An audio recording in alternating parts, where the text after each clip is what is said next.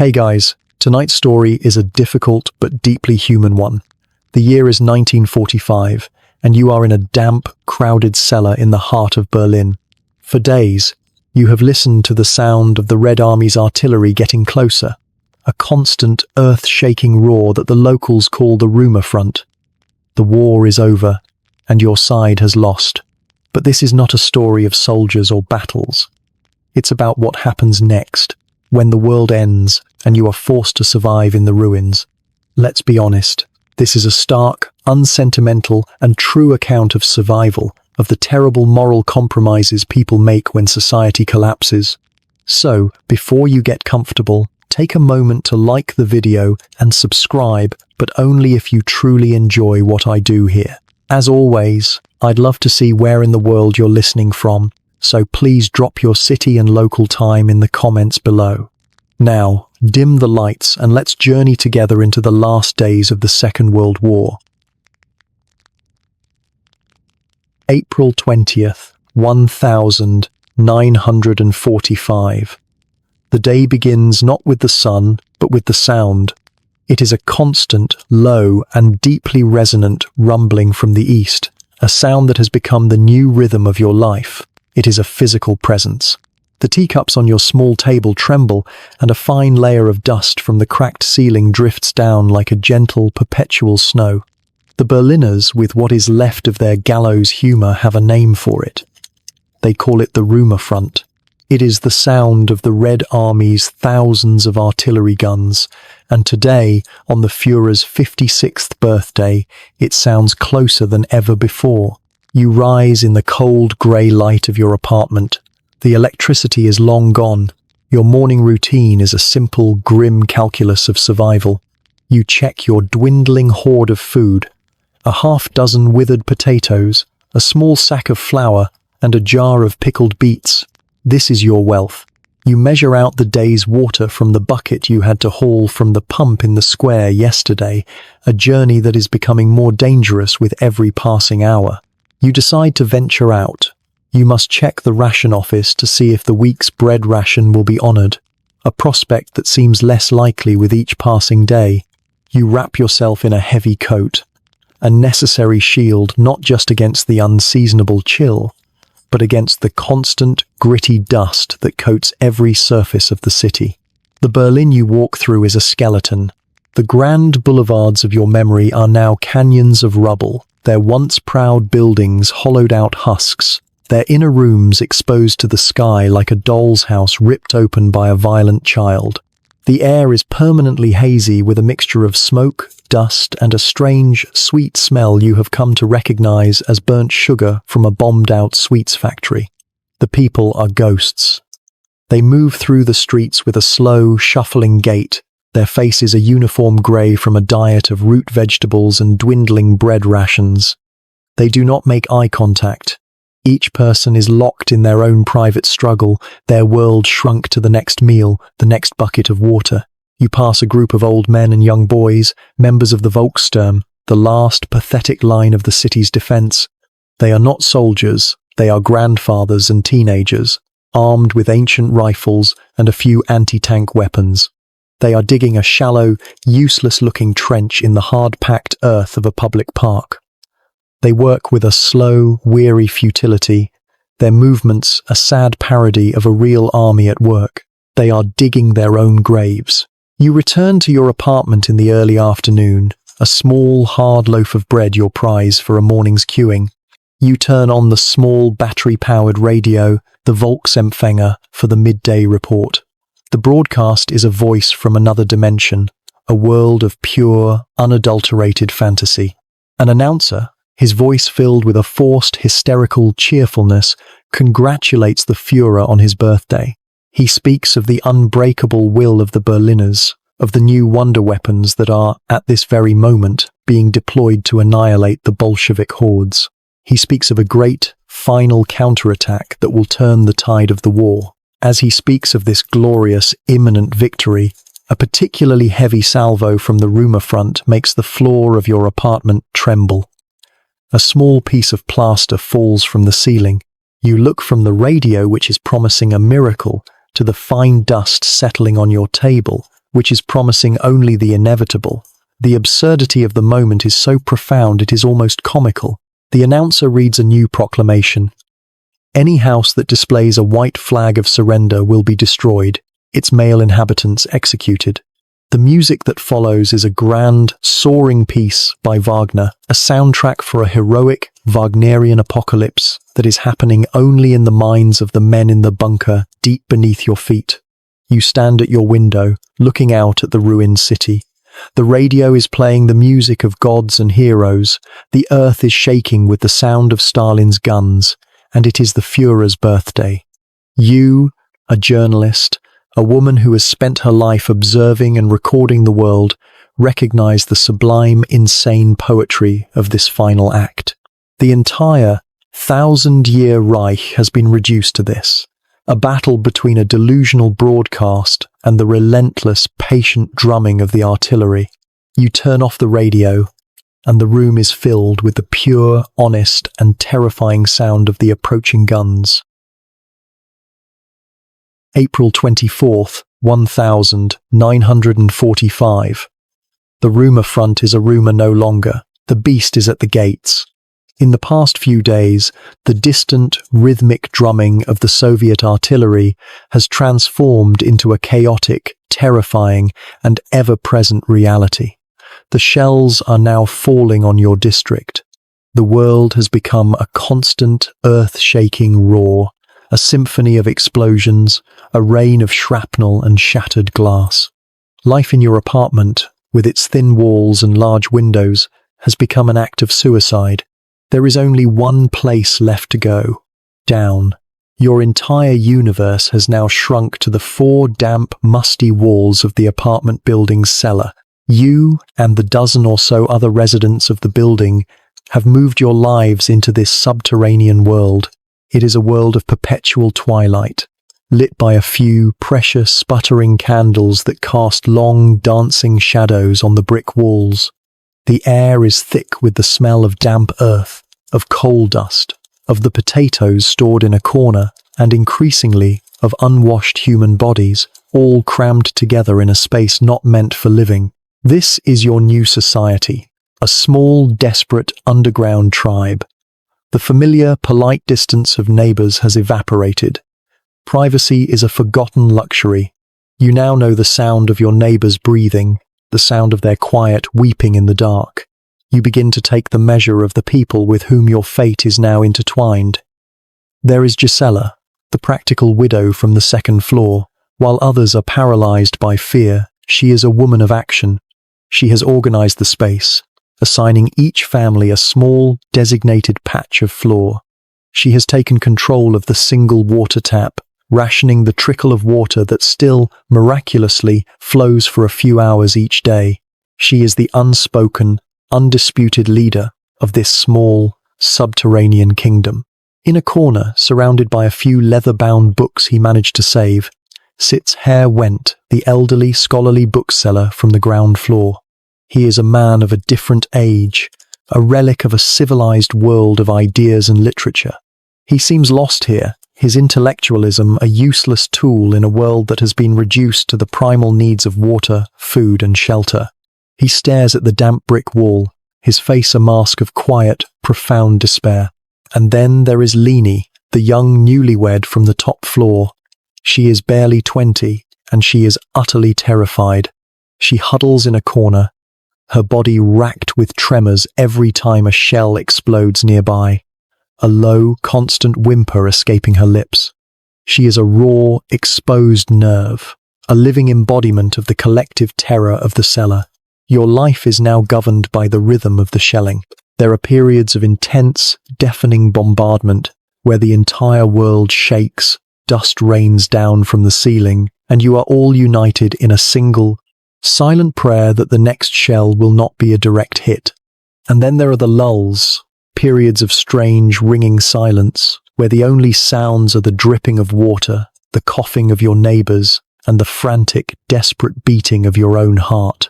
During these lulls, you venture out, a quick, terrified scurry into the ruined world above to use the makeshift latrine in the courtyard or to see if the water pump is still working. These brief excursions are a horrifying reminder of what is happening. You see fresh ruins, buildings that were standing just hours before, now collapsed into piles of smoking rubble. You sit on your small pile of blankets in the dim, flickering candlelight, your diary open on your lap. You are a journalist, a professional observer, and you try to apply that same detached lens to your new reality. You see the human need for community, the way people share a crust of bread or a word of comfort. You see Gisella's quiet leadership, a force of pure, practical will, but you also see the other side.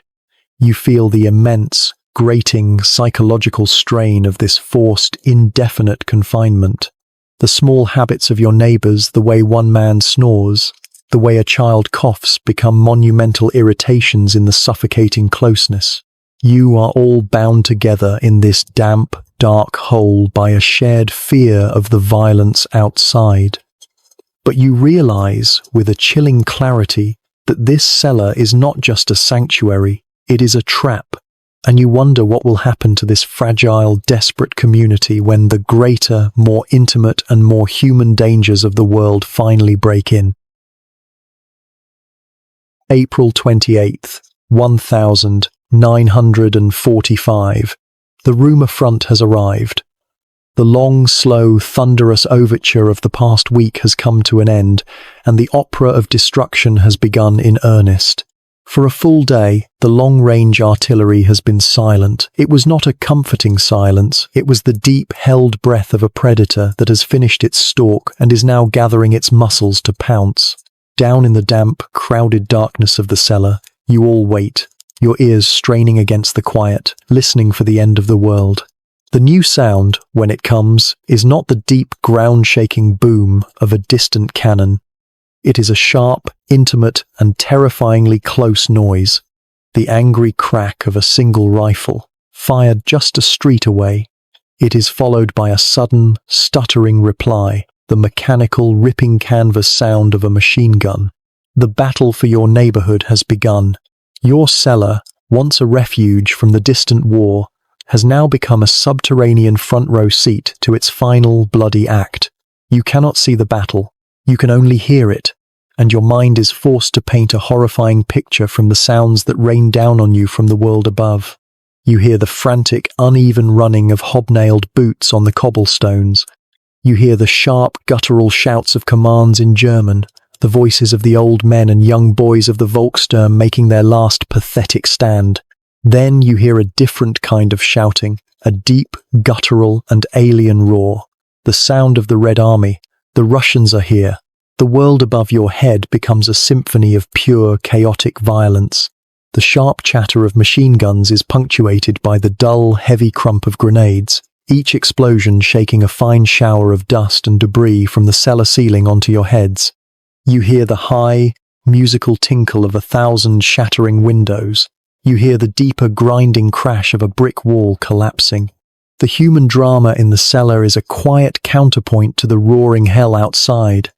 You are all pressed together in the deepest part of the cellar, as far from the street-facing wall as possible. Young Leni is a small, whimpering ball of terror, her face buried in a threadbare blanket, her body shaking with uncontrollable sobs. Gisela, the pragmatist, is trying to stay calm, her eyes constantly scanning the ceiling, as if she can assess the building's structural integrity through sheer force of will. Herr Wendt, the old scholar, sits with his back against the wall, his eyes closed, his lips moving silently. You lean closer and hear him whispering verses from Goethe, a last, desperate attempt to hold onto a world of poetry and reason in the face of pure, animal violence. You, the journalist, try to be a detached observer. You try to listen with a professional ear, to distinguish the sound of a German MG-42 from a Russian Degtyaryov, to map the ebb and flow of the battle by the direction of the sounds. But the sheer, overwhelming physical proximity of the violence shatters your detachment. A grenade explodes in the courtyard just outside the cellar's grating, and the sound is a physical blow, a flash of brilliant white light seen through the cracks, followed by the sharp, metallic patter of shrapnel against the cellar door. You are not an observer. You are a target. The sounds of the German defenders grow weaker, more sporadic. The angry, disciplined chatter of their machine guns is replaced by the occasional desperate crack of a single rifle. The Russian shouts, however, grow louder, closer, more triumphant. After hours that have stretched into an eternity, the intense fighting directly overhead begins to move on down the street, a wave of violence rolling deeper into the city. A new, more terrible silence descends upon your small, dark world, a silence filled with the knowledge that the battle has been lost. The world above your head no longer belongs to the people you know. You huddle in the darkness, listening. You are not a soldier who has lost a battle. You are not even a civilian who has been caught in the crossfire. Your role has been one of pure, absolute helplessness. You have been a terrified, subterranean audience, listening to the sounds of your city being murdered just a few feet above you. The chapter ends with a new sound, the sound that will define the next phase of your life. The slow, heavy, deliberate tread of unfamiliar boots, walking on the floor of the apartment directly over your head. The battle is over. The occupation has begun. April 30th, 1945. The wave of violence has passed over you, crashing deeper into the city. In its wake, it has left a new and terrifying kind of silence. For days, your world was a constant, deafening roar. Now, the quiet is so profound it feels like a physical pressure on your eardrums. It is not a peaceful silence. It is the silence of a held breath, of a city lying in a state of shock, waiting for the final mortal blow to fall. Down in the damp darkness of the cellar, you and the other residents are frozen in this new state of limbo. The immediate, screaming terror of the battle has been replaced by a low, simmering, and deeply uncertain dread. Is it over? Is it safe to go out? Or is this just a lull, a cruel trick before a new and more terrible assault begins? After what feels like an eternity, Gisela, the ever-pragmatic widow, makes a decision. "I cannot breathe this dead air any longer," she whispers, her voice a rough croak. "I am going to look." Slowly, cautiously, she unbars the heavy cellar door and opens it just a crack. You and the others huddle behind her, peering into the sliver of grey, smoky daylight. The world has been transformed. Your familiar courtyard is now a surreal landscape of rubble, shattered glass, and the strange, unfamiliar debris of war. An overturned military vehicle lies on its side, smouldering gently. The air is thick with the acrid chemical smell of burnt-out buildings, but it is quiet. Across the courtyard, in the apartment building opposite yours, you see a movement in a shattered second-floor window. It is a man, an elderly man you vaguely recognize. He is holding a piece of white cloth, a bedsheet. He believes, as you all desperately want to, that the battle for this street is over. He is trying to surrender. He leans out of the window, holding the sheet for all to see. For a moment, nothing happens. A fragile, hopeful second hangs in the air. The sound, when it comes, is not the roar of a battle, but the single, sharp, and shockingly intimate crack of a sniper's rifle. The man with the white flag is thrown backwards, disappearing from the window. The bedsheet, now stained with a sudden blossoming flower of red, flutters for a moment before falling limply onto the street below. A collective gasp, a stifled scream, comes from your small group in the cellar doorway. Leni, the young newlywed, collapses into a fit of silent, racking sobs. The lesson is brutal and clear. The end of the battle is not the beginning of peace. It is a new, more treacherous no-man's land, where the rules are unknown and a simple gesture of surrender can be a death sentence. Was it a last, die-hard SS fanatic, or a nervous, trigger-happy Soviet soldier? It does not matter. The result is the same. Gisela quietly closes and bars the door, and you all retreat back into the familiar, suffocating safety of the darkness. The rest of the day is an agony of waiting. The distant sounds of fighting continue to echo from other parts of the city, but your small street remains trapped in its tense, watchful quiet. The news that it is truly over comes not with a grand announcement, but in a fractured, uncertain whisper. A Soviet jeep, its engine, a loud alien intrusion, finally drives down your street. A metallic voice from a loudspeaker, speaking in a heavily accented, grammatically strange German, announces that the city's commander has surrendered, that the Reichstag has fallen, and that the war for Berlin is over. You listen to the words, "The war is over, you have survived." This is the moment you have been dreaming of, praying for years. But there is no cheering in the cellar. There are no cries of joy. The relief is so immense, so profound, it is almost indistinguishable from grief.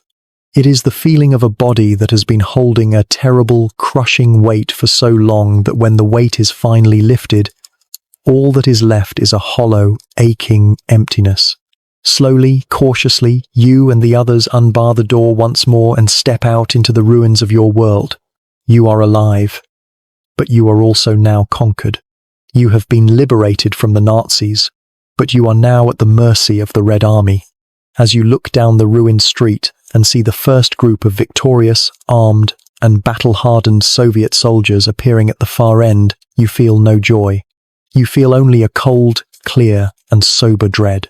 The war of soldiers, of bombs and bullets, is over. But a new, more intimate, and perhaps more terrible war, the war of the survivor, the war of the conquered, is just beginning. May 1st, 1945.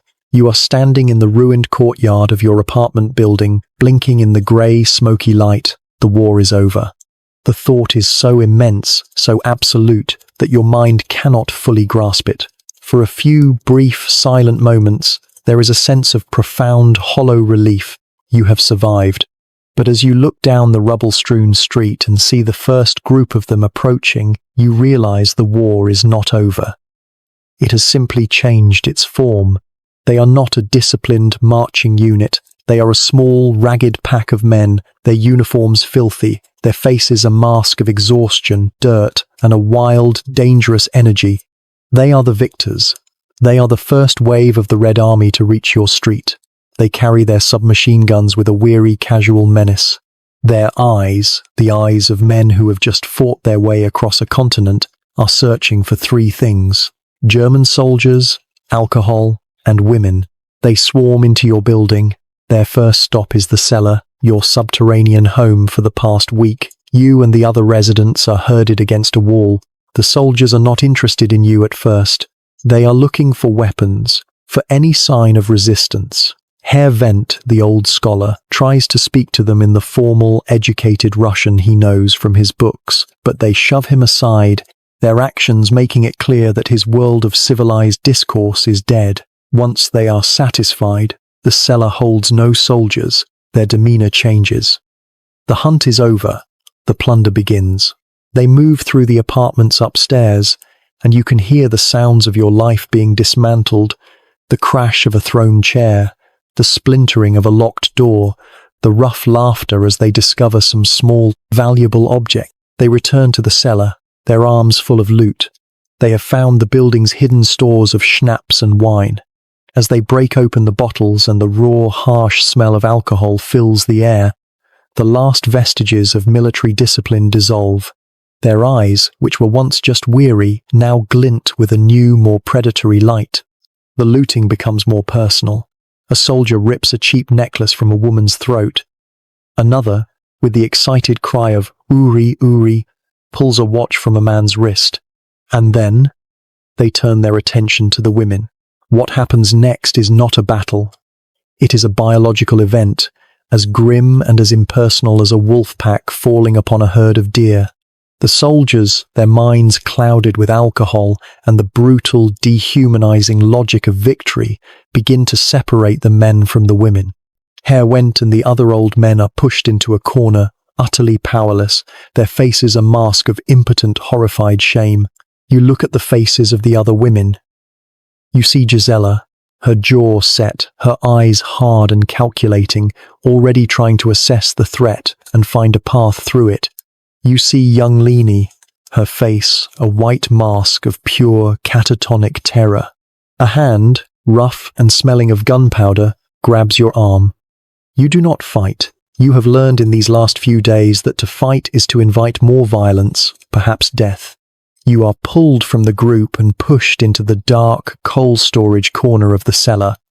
Your mind, a trained and disciplined thing, detaches.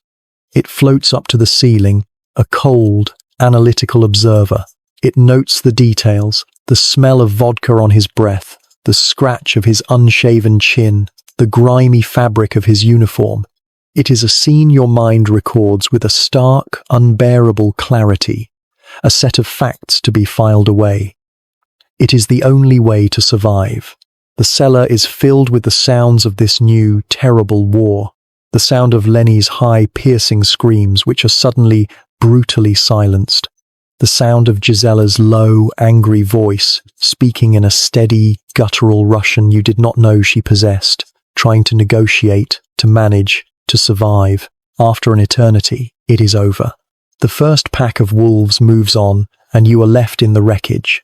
The cellar is a ruin, your belongings are gone, but that is a trivial loss. The true looting was of something else entirely. The men sit in a shamed, defeated silence. The women, one by one, begin to pull themselves back together, a quiet, terrible understanding passing between them. There are no tears. Tears are a luxury you can no longer afford. Your hope for a peaceful end to the war was a naive, childish fantasy. You understand now that peace is not the absence of war. It is merely the victor's right to do what they will. You have been liberated, but you have also been conquered. And you know with a clarity that is as cold and as sharp as a shard of glass that this is not an isolated incident. This is the new law of your city, and to survive it, you will have to become as cold, as calculating, and as unsentimental as the men who have just left.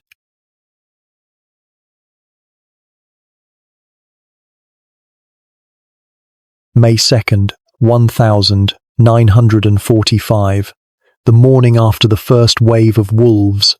A profound and shattered silence has fallen over the cellar. The air is thick with the ghosts of the previous night's horrors. The men, Herr Wendt included, sit in a corner, a small huddled group of the defeated, their eyes vacant, their authority and their very sense of manhood seemingly erased. The women are scattered, each one an island of private, silent trauma. Young Leni is curled in a ball, a constant low whimper the only sound she makes. The bonds of community have been dissolved by a violence so personal it has isolated every soul. You lie on your thin mattress, your body a map of aches and bruises, your mind a cold, clear, and very distant observer. You feel as if you are floating near the ceiling, looking down at the pathetic, broken figures in the dim candlelight. The instinct is to retreat, to build a wall around your own pain and wait for the end. It is Gisela, the pragmatic widow, who refuses to let the silence win. She rises, her movements stiff but deliberate. She walks to the center of the cellar, her shadow a large, imposing figure on the damp brick walls. "Listen to me," she says, her voice not loud but low, rough, and imbued with an undeniable, steely authority. The women slowly, reluctantly, turn their heads towards her. Crying is over. Waiting is over. That, she says, gesturing vaguely to the world above, is not going to stop. Not for a long time. The old world is gone. We will make our own rules now. The first rule is that we survive. She begins to lay out the new laws of their subterranean world. Her logic is brutal, unsentimental, and born of a lifetime of hardship. First, she says, we make ourselves ugly. We are no longer women. We are ghosts. We are crones. We are the sick and the dying. She takes a handful of soot from the edge of the fire pit and deliberately smears it under her eyes and across her cheeks. There is no beauty here. There is only survival. One by one, the other women begin to follow her lead. You watch this strange, grim ritual. You rub the grime and dust from the floor onto your own face. You tear a small rip in the collar of your dress. You unpin your hair and let it hang in a tangled, unwashed mess. It is a desperate, pathetic kind of armor. An attempt to make yourselves invisible, to become unprey. Second, Gisela continues, there is no mine and yours. There is only ours. All food is to be brought here. She points to a small wooden crate in the center of the room. I will divide it. Every woman, every child, every man gets a share. A small share, but the same share. We will starve together, or we will eat together. A new, fragile social order is being born, a primitive, female-led communism forged in the crucible of shared suffering. The third rule is unspoken, but it is the most important. There is no talking about what happened. There are no detailed accounts of the horrors of the night. There is no room for individual hysteria or the luxury of a personal breakdown. A stoic, silent, and deeply profound bond of shared, unspeakable experience forms between you. You communicate through glances, through the simple, practical act of passing a cup of water or sharing a piece of blanket.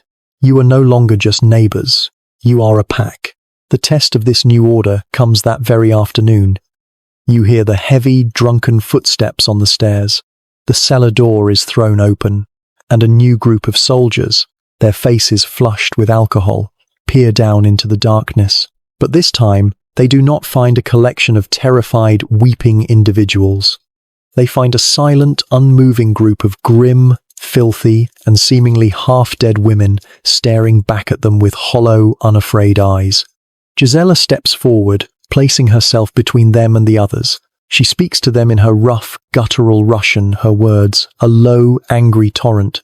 You do not understand what she says, but you understand the tone. She is not pleading. She is commanding, she is haggling, she is managing the situation. The soldiers, perhaps looking for an easier, more pliable form of victory, hesitate. They take a sack of potatoes, they take a bottle of schnapps they find in a corner, and then, grumbling, they leave. A collective, silent sigh of relief fills the cellar. The strategy, for now, has worked. You look at Gisela, at the other women, and you understand what has been created here. The instinct for individual survival, which would have picked you all off one by one, has been forged into a weapon of collective endurance. In the ruins of a world built and destroyed by men, where your own husbands and fathers are now just helpless, broken figures in a corner, a new, grim and powerful matriarchy has been born. It is a temporary, desperate measure, but it is your order, created by you, for you, and it is the only law that matters now.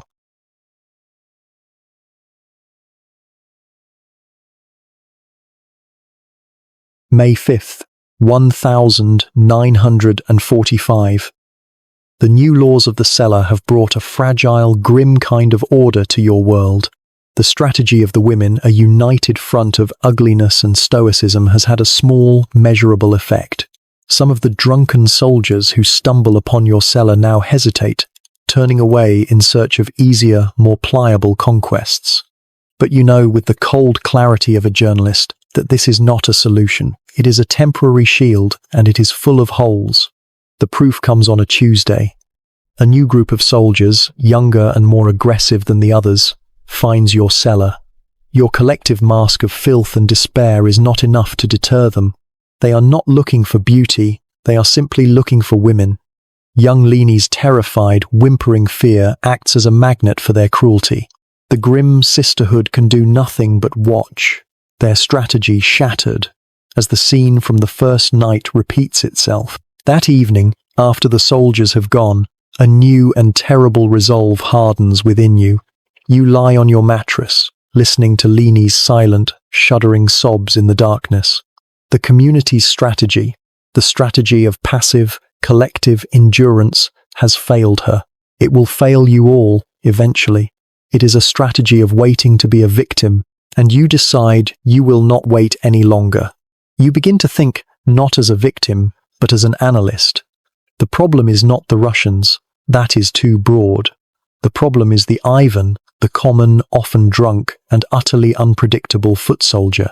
They are a chaotic, disorganized force, but an army, even a conquering one, has a structure. It has a hierarchy. Where there are wolves, there must be a wolf leader. You begin to watch. From the cellar's small, grimy, street-level window, You become a spy in your own conquered city. You observe the soldiers who patrol your street. You force yourself to see them not as a monstrous horde, but as individuals. You study their uniforms, their ranks, their behavior. You see the difference. The common soldiers travel in loud, drunken packs. They are the ones who loot, who shout, who grab. But then you see the officers. They often walk alone, or with a single aide. Their uniforms are cleaner, their boots are better. They carry themselves with an air of authority, of weariness, of a different kind of power. They are the ones who can stop a brawl with a single sharp command. They are the ones the common soldiers fear. A cold, clear, and deeply disturbing logic begins to form in your mind. You cannot hide from the pack. The pack is everywhere.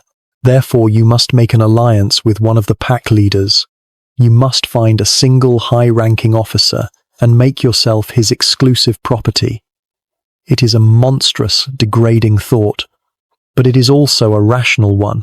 A single, well-fed wolf is a predictable danger. A pack of starving random ones is not.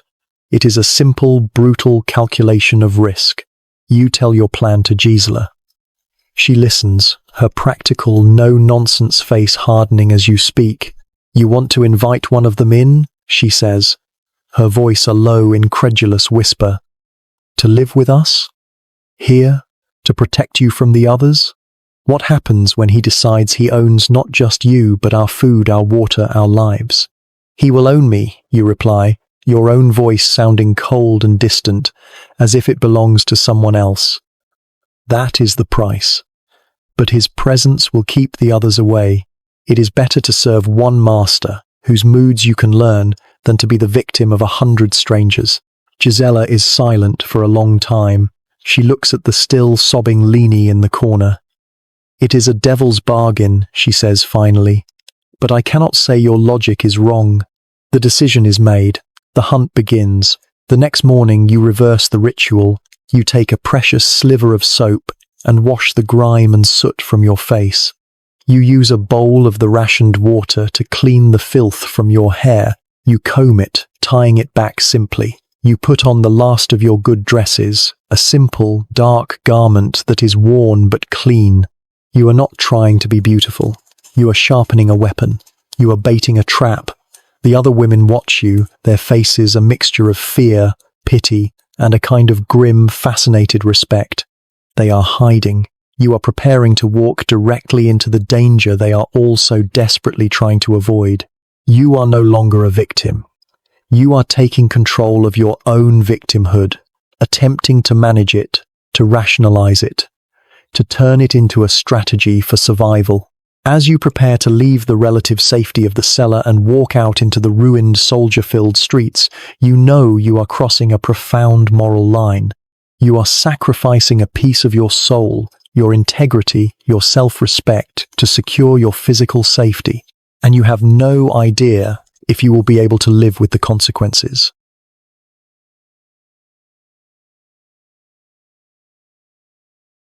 May 6th, 1945.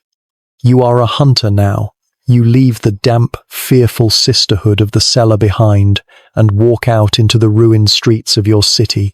You have washed your face, combed your hair, and put on your last good dress. You are not a woman seeking a lover.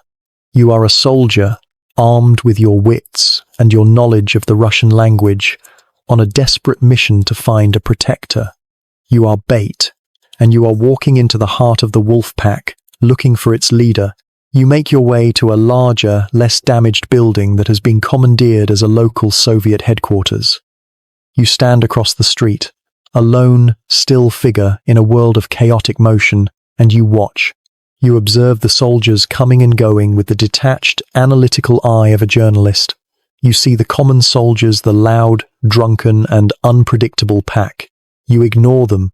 You are waiting for something else. Then you see him. He is older than the others, perhaps in his late 30s, with a weary, intelligent face.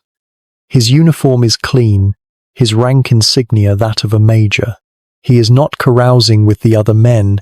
He is studying a map with another officer, his movements efficient and authoritative. He is what you have been looking for, the wolf leader. You take a deep breath and begin your gamble. You cross the street and approach him, deliberately choosing to speak in Russian, your voice calm and formal. "Excuse me, Comrade Major. I am looking for the new Kommandantura. Can you direct me?" He looks up, and you see a flicker of surprise in his eyes. He is surprised not by your boldness, but by your language, by the educated, clear tone that is so different from the broken German he is used to hearing. "You speak Russian," he says, a statement, not a question. "I was a journalist," you reply. "I traveled, I learned." A long, appraising silence hangs between you. He is not looking at you with the raw, predatory hunger of his men. He is looking at you with a kind of weary curiosity. In your clean dress and your fluent Russian, you are a relic from a different world, a world he too, perhaps, remembers. This is the negotiation. There is no crude proposal, no overt bargain. You speak of the city, of the books you have read. You invite him to your apartment, not your cellar, explaining that it is quiet and has, so far, been overlooked. It is an offer of a quiet hour of conversation, a temporary escape from the brutal reality of his duties. It is an offer of a brief, civilized moment in the heart of the apocalypse. He understands the unspoken terms of the contract.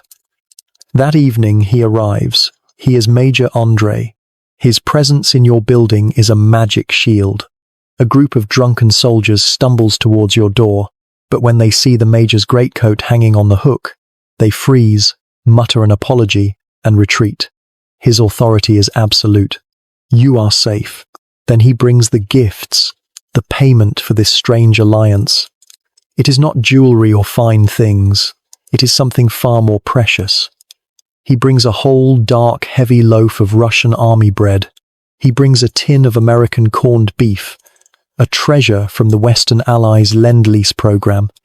He brings a small, miraculous pat of real butter. You stare at this food, this impossible bounty, and you have to fight back the urge to weep.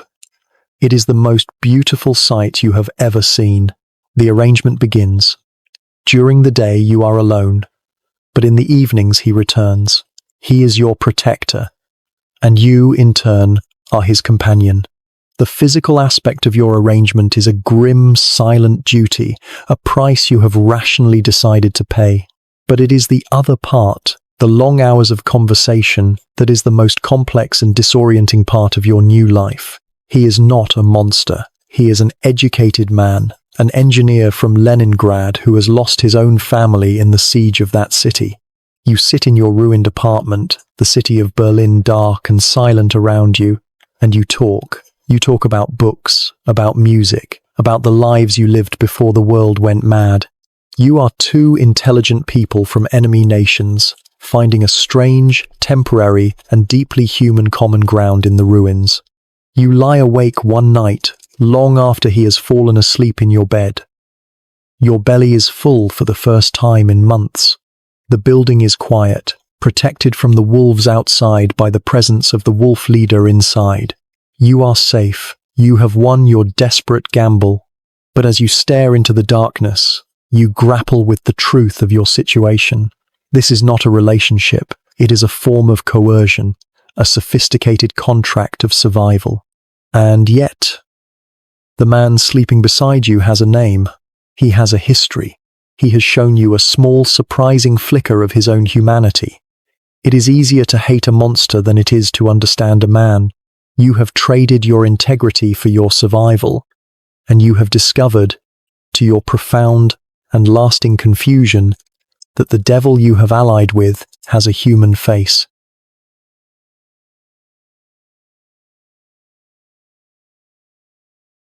May 1945. A new and deeply strange routine has taken hold of your life. The world is now divided into two distinct parts: the long, quiet, anxious hours of the day when you are alone, and the evenings which are governed by the arrival of Major Andre. Your apartment, once a simple home, has become a protected territory, an embassy of a defeated nation with a population of 1. You are living under the new, unwritten rules of occupation. The benefits of your alliance are immediate, tangible, and almost shamefully luxurious. The first and most important rule is that you are no longer hungry. The Major arrives each evening not just with his presence, but with provisions. He brings a heavy, dark loaf of Russian army bread, a food so dense and satisfying it feels like a sin to eat it in a starving city. He brings tins of American corned beef, sausage, real butter, and sometimes a small bag of sugar. These are not just foods, they are artifacts from another universe, a world where supply lines function and people eat until they are full. You and the Major share these meals by candlelight, a surreal island of domestic civility in a city of scavengers. While the rest of Berlin is learning to make soup from scavenged weeds, you are tasting butter. The guilt is a constant, bitter seasoning on every mouthful. The second rule is that you are safe. The Major's greatcoat on the hook by the door, his officer's cap on your table, are a silent, powerful coat of arms. They are a sign to the other wolves that this territory has been claimed by the pack leader. You hear the drunken shouts and the occasional scream from the street below. But they are just sounds now, a horror that happens to other people. You can sleep for a few hours at a time without the constant gnawing fear of the cellar door being kicked in. It is a peace you have purchased at a profound price. But the most complex part of your new life is the price itself. It is not just the silent, grim duty you perform in the darkness of the bedroom. It is the long hours of conversation you must provide in the light of the candles. Major Andrei is not a brute. He is a man starved not just for physical comfort, but for intellectual companionship.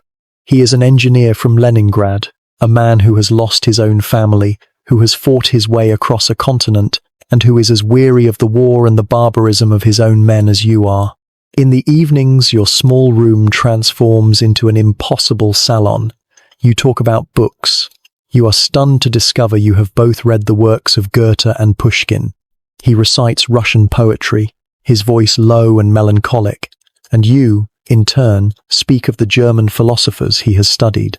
You are two educated people, trapped on opposite sides of a historical cataclysm, using the ghosts of literature and ideas to build a fragile, temporary bridge across the chasm of your enmity. This is the most disorienting part of your arrangement. The clear, brutal reality of your situation, that you are his possession, that your safety is entirely dependent on his whim, is constantly at war with these moments of surprising, almost human connection. It is easy to survive the hatred of a monster. It is far more difficult to survive the kindness of your conqueror. You see the toll of this new life in the eyes of the other women.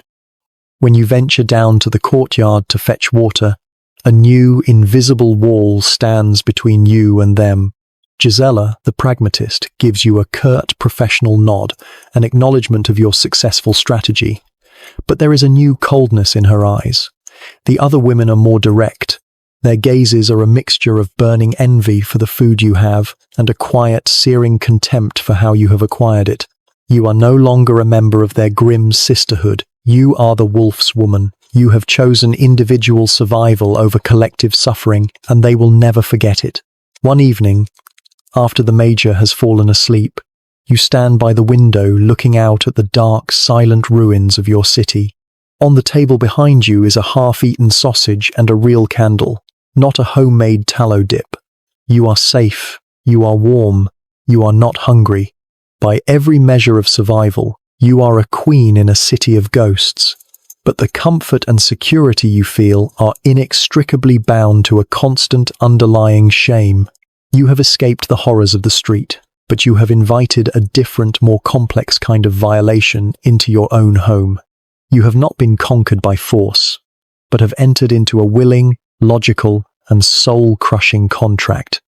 And you do not know if the woman who survives this peace will be a person you can bear to live with.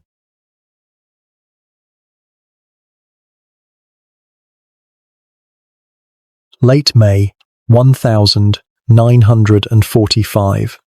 The first, violent, chaotic wave of the occupation has begun to recede. A more organized, bureaucratic Soviet authority has established itself in the city. The random packs of soldiers have been replaced by formal patrols and checkpoints.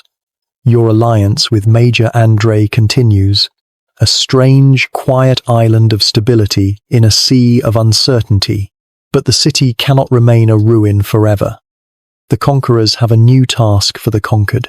An order is posted on the walls. All able-bodied women between the ages of 15 and 65 are to report for work. Your new job title is one that will echo in German history, Trümmerfrau, a rubble woman. The task is one of almost impossible, mythological scale. The city of Berlin is not just a collection of damaged buildings, it is a mountain range of debris, an estimated 75 million cubic meters of rubble. And it must be cleared. With the city's men dead, in captivity, or in hiding, the great, Herculean labor of cleaning the world falls to its women.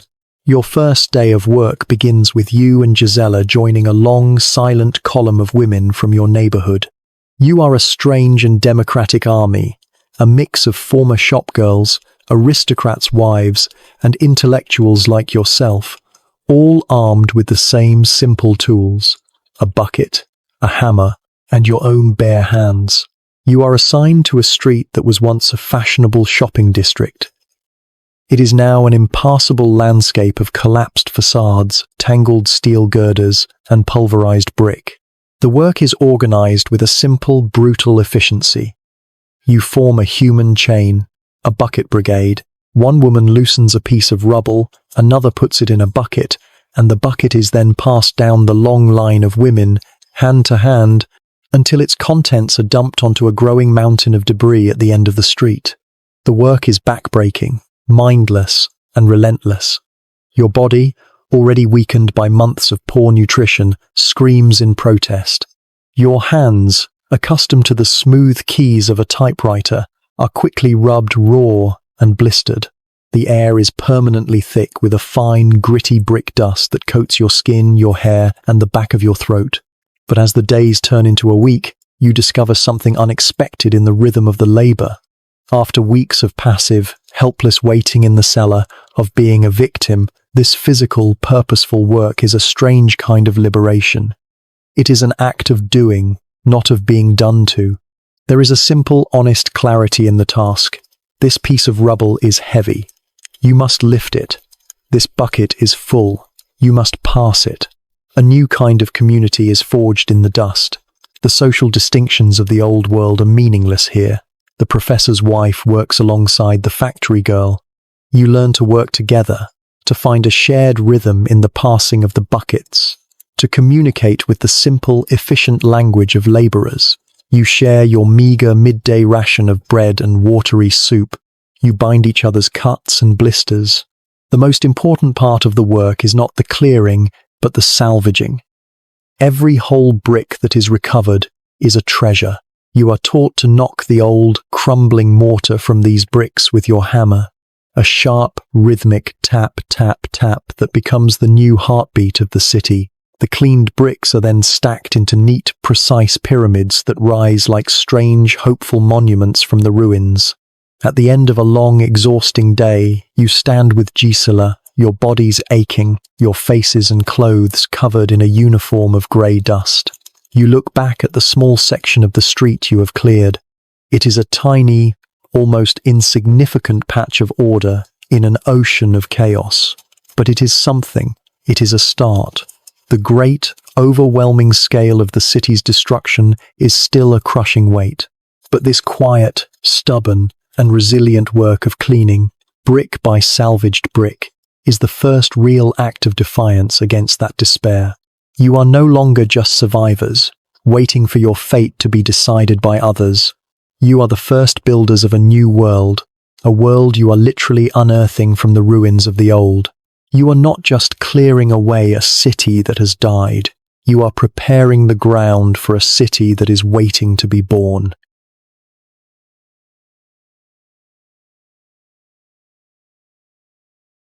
June 1945. The city is being cleaned, but it is not yet alive. A new, strange and silent economy has emerged from the ruins, an economy that operates in the shadows, in the ruined squares, and in the hushed transactions between strangers. The old money, the Reichsmark, is now just worthless paper. You have seen children using stacks of banknotes as building blocks, the only value they still possess. A new, far more brutal and honest currency has taken its place, the currency of survival. The new gold is a single American cigarette. The new silver is a bar of soap, a handful of coffee beans, a tin of meat, a candle. These are the coins of the new realm. Your strange alliance with Major Andre has made you, in the context of this new world, wealthy. The luxuries he provides you are not just for your own survival, they are your capital in this primitive marketplace. But today, you are not trading for yourself. You are on a mission of mercy that feels like an act of profound sacrilege. Herr Wendt, the old scholar, is failing. The meagre rations are not enough to sustain his frail body. The intellectual fire in his eyes has been replaced by the dull, vacant look of slow starvation. He is a man who has lived his entire life for the world of ideas, a world that has now abandoned him completely. Yesterday, he called you to his small corner of the cellar. With trembling hands, he held out a book, one of the few he managed to save from his apartment. "Take this," he whispered, his voice a dry rustle. "Trade it for bread." You hold the book now, a heavy, solid weight in your bag. It is not just a book. It is a beautiful first edition volume of Goethe's poetry, bound in fine, dark leather, its pages filled with the highest achievements of your language, your culture. It is the last remnant of his soul, and he has asked you to sell it for a mouthful of food. You make your way to the great, informal black market that has sprung up in the ruins of the Alexanderplatz. It is not a market of cheerful vendors and bustling crowds. It is a silent, desperate affair. People stand for hours, their single, precious item for trade laid out on a piece of rubble or a dirty blanket. An old woman with a fine Meissen porcelain figurine. A young man with his father's iron cross. A musician, his face, a mask of grief, with his violin. They are all here, selling off the last beautiful fragments of their former lives. You walk through the quiet, desperate crowd, looking for a buyer. You show the book to a woman who is trading potatoes. She shakes her head. "It is only paper," she says. "You cannot eat it." You show it to a man who has a sack of coal. He laughs. "It will burn for a minute. Maybe two," he says. "I will give you one piece of coal for it." You feel a rising tide of despair. In this new world, a masterpiece of human thought, a repository of beauty and wisdom, has been reduced to its most basic physical properties, its weight, its flammability. Finally, you find a farmer from the countryside, a large, pragmatic man who is trading loaves of dark, heavy bread from a cart. He looks at the book, turning the fine pages with his thick, dirty fingers. "A pretty thing," he says, his eyes devoid of any literary appreciation. "The paper is good quality." He looks at you. "My men like to roll their own cigarettes. The pages from a Bible are too thin." "This," he says, tapping the book, "this will make a fine smoke." The transaction is made. You hand over the life's work of a genius, the cultural treasure of a nation. In return, he gives you a single heavy loaf of dark rye bread. You walk home through the ruined city, the warm, heavy loaf clutched to your chest. The weight of it is a comfort, a tangible promise of life for Herr Wendt. But the empty space in your bag where the book used to be feels like a wound. You have just participated in the brutal defining transaction of this new era. The value of a poem, of an idea, of a piece of history, all of it is worth less than the simple, non-negotiable value of a mouthful of food.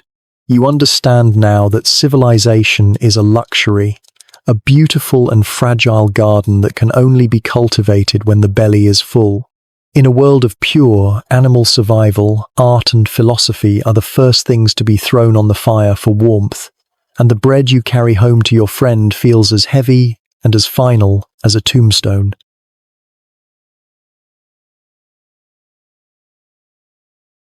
June 1945.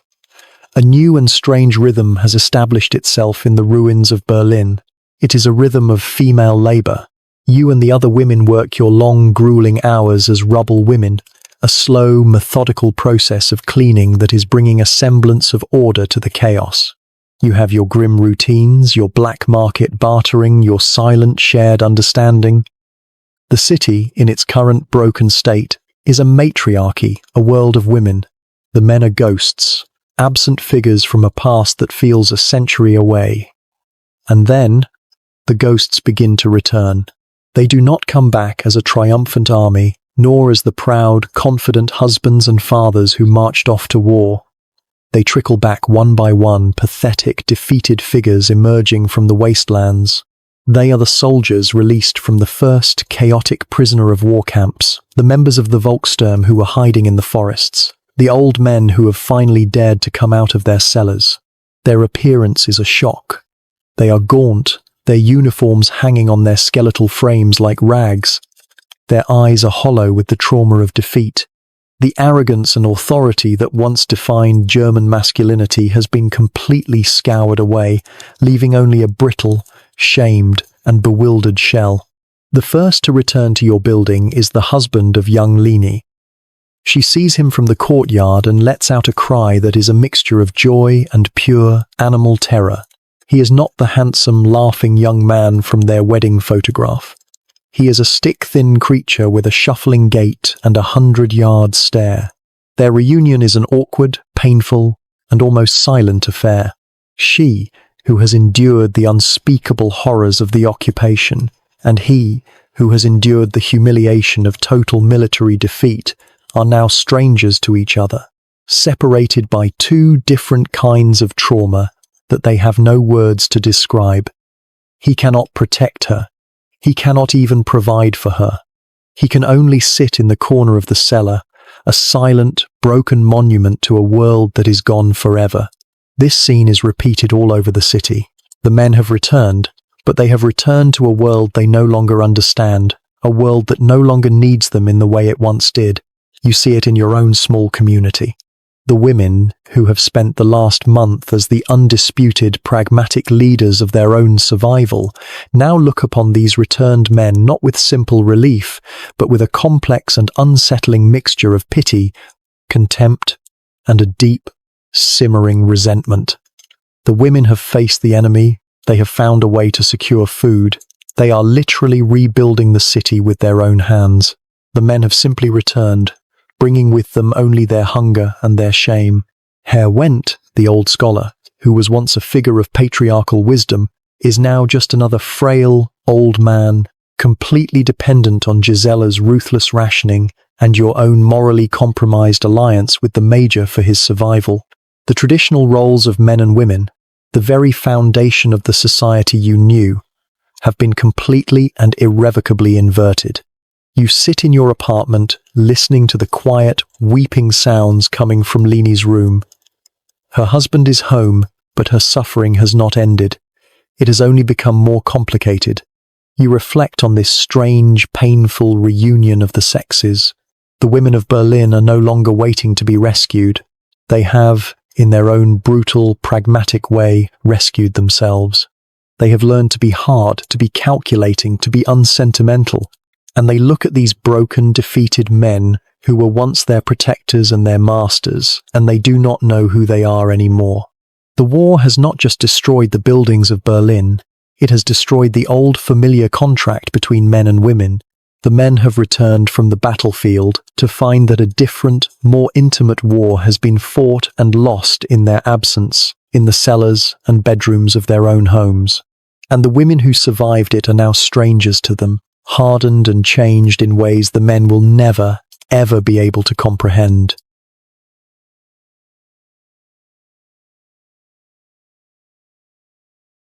June 1945.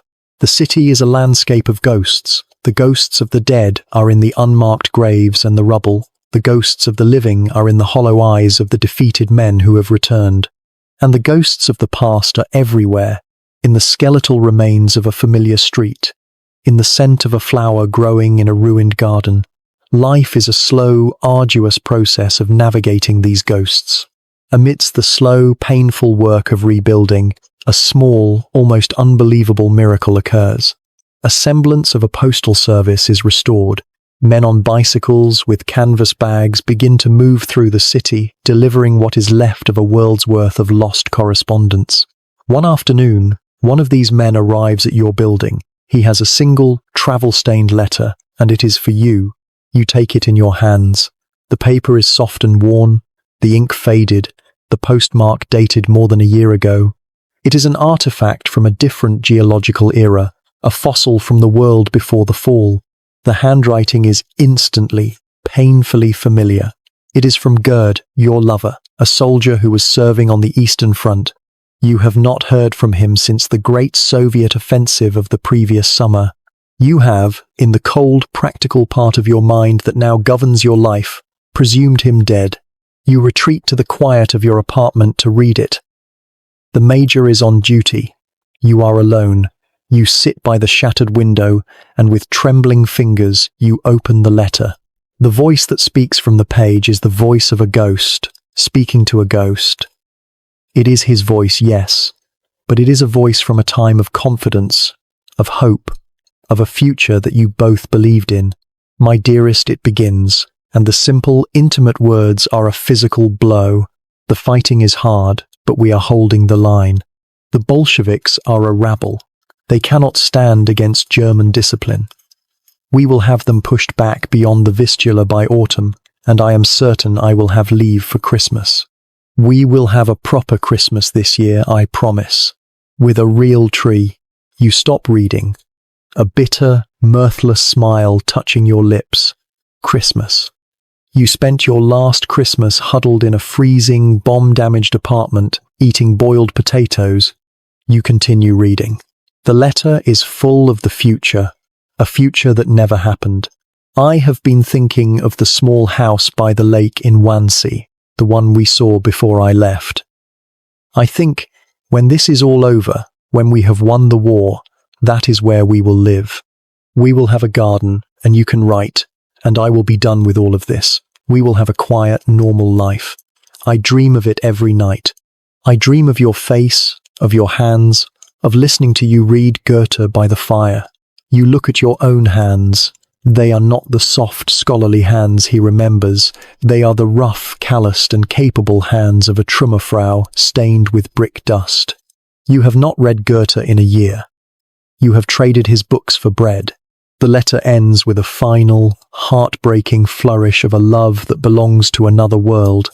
Know that every step I take is a step that leads back to you. The thought of our future is the armor that protects me. I am, and will be, forever, yours. You fold the letter. You do not weep. The part of you that was capable of such easy, sentimental tears has died, buried somewhere in the cellar during the first days of the occupation. You are reading a love letter from a dead man, written to a dead woman. The passionate, hopeful man who wrote these words could not have possibly survived the collapse of the Eastern Front. And the woman he wrote them to, the woman who believed in a future of houses by the lake and poetry by the fire, she is gone too. She died in the cellar, in the arms of the first Russian soldier. You are the one who has inherited her body, her memories, and her name. You hold the letter in your hand, this fragile paper ghost. The core of your being is in conflict. The memory of the person you were, the person this letter is addressed to, is a faint, painful echo. She was a woman who believed in love, in a future, in the orderly progression of a civilized life. You, the woman who has survived, believe only in the next meal, in the transactional nature of safety, in the grim, unsentimental reality of the present. The letter is not a bridge to your past. It is a tombstone, a final, definitive proof that the person you once were is truly, irrevocably dead and buried. You walk to your small stove, and without ceremony, you use the letter, this testament to a lost love and a lost world, as kindling to boil your evening's ration of water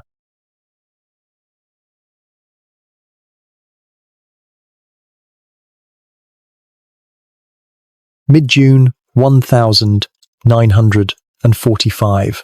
The world is changing again. A new wave of soldiers has arrived in the city, but these are not the battle-hardened frontline troops of the first chaotic weeks. These are the men of the occupation authority, the bureaucrats and the military police.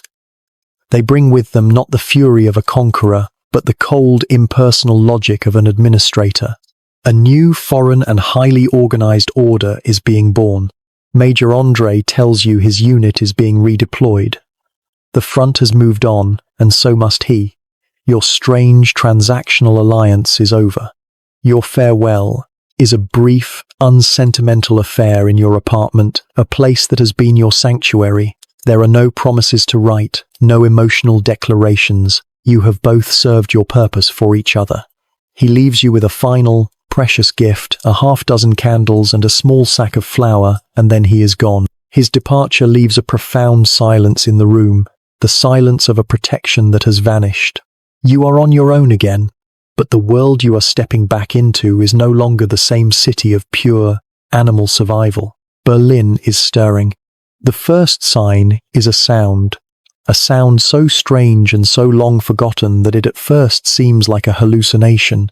It is the clear, metallic and impossibly hopeful ringing of a bell, followed by the slow, grinding squeal of steel wheels on a steel track. The first tram is running. You go to see it.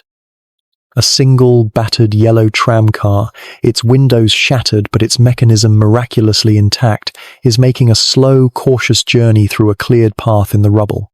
It is packed with people, their faces pressed against the empty window frames, a silent, collective look of stunned disbelief on their faces. To ride a tram again, to be moved by a machine, to participate in an act of public, organized life, it is an act of returning to the human race. A week later, another sign. A makeshift cinema opens in the cavernous, partially collapsed shell of an old ballroom. A sheet is hung over the one intact wall, and hundreds of people sit on rough wooden benches or on the rubble-strewn floor. They are showing an old German musical, a frothy romantic fantasy from a world before the war. The sound from the projector is tinny, the image flickers, but for 2 hours, 100 strangers sit together in the dark, their faces upturned, and they share a dream. The city is being visually reconquered as well. The last, tattered remnants of the Nazi swastika flags and posters have been torn down. In their place, new, massive portraits are being hung on the sides of the few intact buildings. The stern, mustachioed face of Joseph Stalin, a man you have been taught to see as a barbarian devil, now looks down upon you from every major intersection, his gaze a constant, silent reminder of who is now the master of your world. You walk through the city. The work of the rubble women continues its slow, relentless progress. You are still a part of that army, still clearing the bricks of your own ruined past. But now, the work feels different. It is no longer just a desperate act of cleaning. It is a part of something larger, a slow, painful, and tangible rebirth. You stand on a street corner, the strange, hopeful bell of the tram ringing in the distance, the colossal, foreign face of Stalin looking down on you from above. The traumatic memory of the city's death is everywhere. It is in the skeletal ruins that surround you, it is in the haunted eyes of the people you pass, and it is a constant, heavy presence in your own mind. You are a citizen of a graveyard, but the small, undeniable signs of life are also now impossible to ignore. The sound of the tram, the shared darkness of the cinema, the methodical work of the women clearing the stones. This is not the grand, heroic rebirth that the propaganda of the old regime would have promised. It is a slow, ugly, and painful stirring. It is a city of ghosts, tentatively, cautiously, and with no idea of what the future holds, learning how to live again.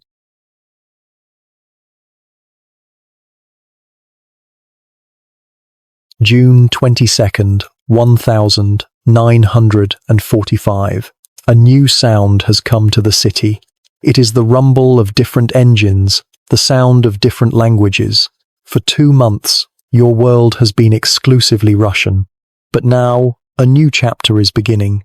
The Western allies, the Americans and the British, have finally arrived to take control of their designated sectors of Berlin. The city is being carved up, divided amongst the victors. The period of singular, absolute Russian rule, the period of chaos your diary has so meticulously chronicled, is coming to an end. You stand on a street corner and watch them arrive. The difference is astonishing. The Soviet soldiers were a weary, battle-hardened, and often ragged force. The Americans are like beings from another planet. They are so tall, so clean, so impossibly well-fed. They ride in shiny new jeeps and hand out cigarettes and chocolate to the wide-eyed children. They are not the grim conquerors of a brutal land war. They are the confident inheritors of a victory won, in part, from a great distance. The people of Berlin watch them with a complex mixture of hope, apprehension, and a deep, weary cynicism. Are these new men saviors? Or are they just a different kind of master? You return to your apartment. It is cleaner now, more orderly. You have found a new, meager source of work as a translator for the new authorities. A new, very different kind of life is beginning. A life of bureaucracy, of ration cards, of the slow, grinding, and undramatic work of rebuilding. That evening you sit at your small table and open your diary, this secret companion that has been your only confidant through the apocalypse. You dip your quill in the ink pot, intending to record the day's events, the arrival of the Americans, but you find you have nothing to say. You look back at the pages you have written over the past 2 months. It is a record of the end of a world. You wrote to survive, to make sense of the senseless, to bear witness. You were a journalist, and this was the greatest, most terrible story of your life. But the story, you realize, is over. The great, dramatic, and horrific events, the battle, the surrender, the rapes, the starvation, the pragmatic alliances have passed. What is left is simply life. A difficult, complicated, and uncertain life, yes, but a life nonetheless. The time for bearing witness is over. The time for living has begun. Your need to document the chaos was a desperate act of self-preservation, a way to keep your mind intact while your world dissolved. But to continue writing now, to keep picking at the scar, feels unnecessary, counterproductive even. You hold the quill, hovering over the blank page. The core of your being has been this conflict, the desperate need to record and make sense of the chaos versus the simple, human need to endure it. But the chaos has receded. It has been replaced by a new, more mundane set of challenges. The story you set out to tell yourself is finished. You think of the woman who started this diary on April 20th, the cynical, intellectual observer who was waiting for the world to end. And you think of the woman you are now, a woman who has known profound violation, who has made terrible compromises, who has cleared rubble with her bare hands, and who has, through it all, survived. They are not the same person. With a quiet, final sense of purpose, you do not write a new entry. Instead, you turn to the last written page, and you date it, June 22nd, 1945. You close the book. You put the quill down beside it. You have said all that needs to be said. The diary is complete. You get up and walk to the window, looking out at the ruined twilight city, which is now, for the first time, filled with the strange, unfamiliar lights of the American sector. The future is a profound and terrifying unknown. But for the first time in a very, very long time, it feels as if there might be one. You are a survivor, and your story, from this day forward, will not be written. It will be lived.